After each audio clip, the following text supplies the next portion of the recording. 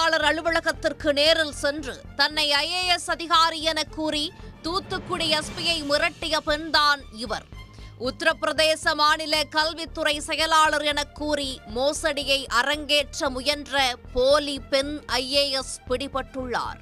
அவருடன் வந்த பாஜக நிர்வாகியும் பிடிபட்டுள்ளார்.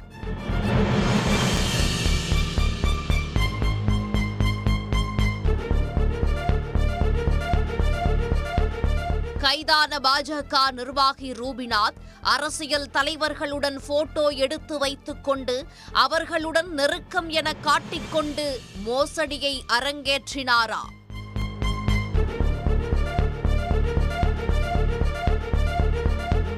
தூத்துக்குடி மாவட்ட காவல் கண்காணிப்பாளர் அலுவலகத்தில் புதன்கிழமை தோறும் பொதுமக்களின் புகார்கள் குறித்த குறைதீர் முகாம் SP தலைமையில் நடைபெறும்.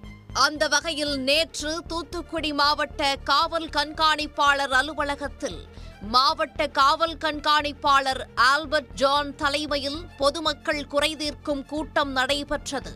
இந்த கூட்டத்திற்கு டிப்டாப்பாக வந்த ஒரு பெண் மாவட்ட காவல் கண்காணிப்பாளரிடம் தான் IAS அதிகாரி என்றும் உத்தரப்பிரதேச மாநிலத்தில் கல்வித்துறை செயலாளராக பணிபுரிவதாக கூறி அறிமுகம் செய்து கொண்டுள்ளார். தன்னிடம் தூத்துக்குடி அருகே உள்ள புதுக்கோட்டை பகுதியைச் சேர்ந்த ஒரு நபர் பணத்தை வாங்கிக் கொண்டு ஏமாற்றிவிட்டதாக புகார் அளித்தார். அந்த புகார் மீது உரிய நடவடிக்கை எடுக்க வேண்டும் என கூறியுள்ளார். இதைத் தொடர்ந்து அந்த பெண்ணின் பேச்சில் சந்தேகமடைந்த மாவட்ட காவல் கண்காணிப்பாளர் ஆல்பர்ட் ஜான் அந்த பெண் உண்மையிலேயே IAS அதிகாரியா என விசாரிக்குமாறு மாவட்ட குற்றப்பிரிவு காவல்துறையினருக்கு உத்தரவிட்டார்.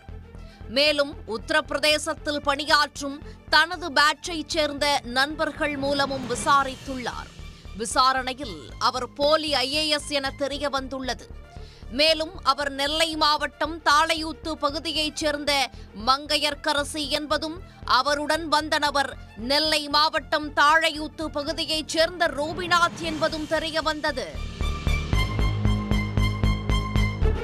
மேலும் அவர் நெல்லை மாவட்ட பாஜக தமிழ் வளர்ச்சி பிரிவு மாவட்ட தலைவராக உள்ளதாக கூறப்படுகிறது.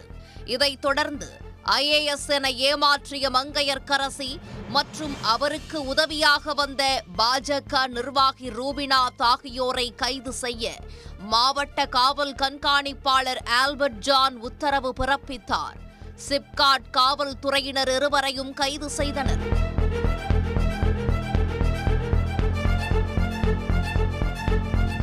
மாவட்ட காவல் கண்காணிப்பாளரிடமே சென்று IAS அதிகாரி என கூறி மோசடி செய்ய பெண் முயன்ற நிலையில் இதேபோல் எவ்வளவு பேரை ஏமாற்றியுள்ளார் என விசாரணை நடத்தி வருகின்றனர். மேலும் அரசியல் கட்சி தலைவர்களுடன் போட்டோ எடுத்து வைத்துக் கொண்டு அதை காட்டி பாஜக நிர்வாகி மோசடியில் ஈடுபட்டாரா என்றும் விசாரித்து வருகின்றனர். தூத்துக்குடியில் மாவட்ட காவல் கண்காணிப்பாளரிடமே IAS என கூறி பெண் மாட்டிக்கொண்ட சம்பவம் பரபரப்பை ஏற்படுத்தியுள்ளது. உடனுக்குடன் செய்திகளை தெரிந்து கொள்ள சன் நியூஸ் பெல் ஐகானை கிளிக் பண்ணுங்க.